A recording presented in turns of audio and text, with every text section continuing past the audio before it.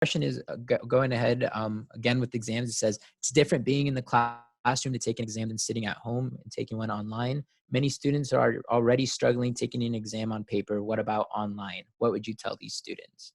So that was kind of a long one, so I'll go ahead and put that in the chat again. But this one is kind of going along the same lines. How do you approach that exam? And so some people, this is their first time taking some classes online, but we already had some quizzes that were being offered in face-to-face situations. So we were already responsible for knowing how to do this. But is anybody else kind of in that situation? Drew, I see that you have your hand up. Oh, I was just going to say from a student standpoint that it all just comes back down to contacting your advisor or professor. And then, yeah, I think that's Yeah, pretty much. definitely. Because if they don't know that there's a problem, then they can't help you. I like how that was put earlier. So Paul, I see you have your hand up. Yeah, so one of the difficulties I think is in the classroom, there's no distractions. You set aside that time, and that's still a challenging exam. And now you're taking exams. There may be other things happening around the house that could be distracting. Obviously, the thing that you need to do or want to do the best you can is to make sure you're in a room by yourself, that if there's going to be other people, if you have siblings or parents, let them know that you need that time apart.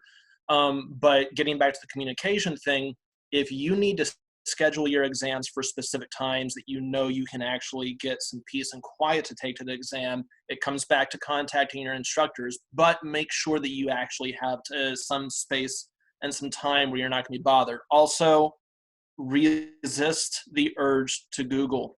We've ran into this a little bit since this new bit started.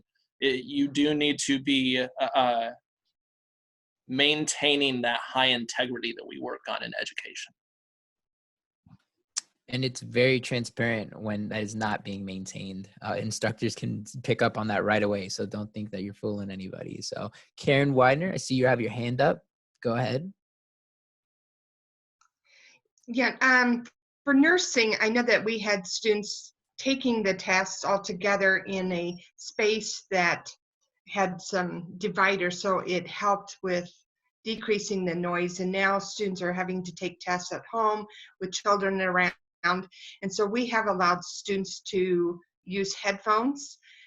Some of them were using headphones even on campus, but there is a procedure that they need to go through of contacting the instructor. We need to verify that they are not connected to, that they're strictly noise canceling and they're not getting information fed through them. So that's just another option that they may want to seek input from their instructor on.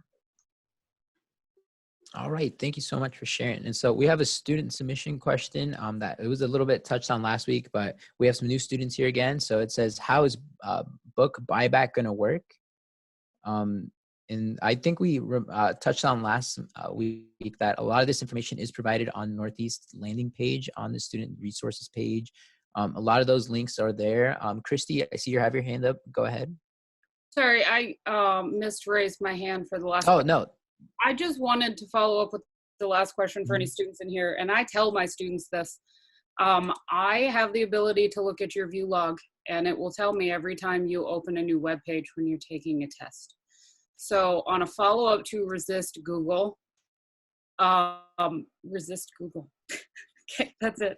Because we can tell not only based on the writing, because after the first writing assignment, we know when you're not writing your own things, but there's other ways, and don't do it. Honesty is very important right now. That academic integrity is key, and we all agree to it when we sign our syllabuses. So just remember that we are still being held liable for that. And so Karen,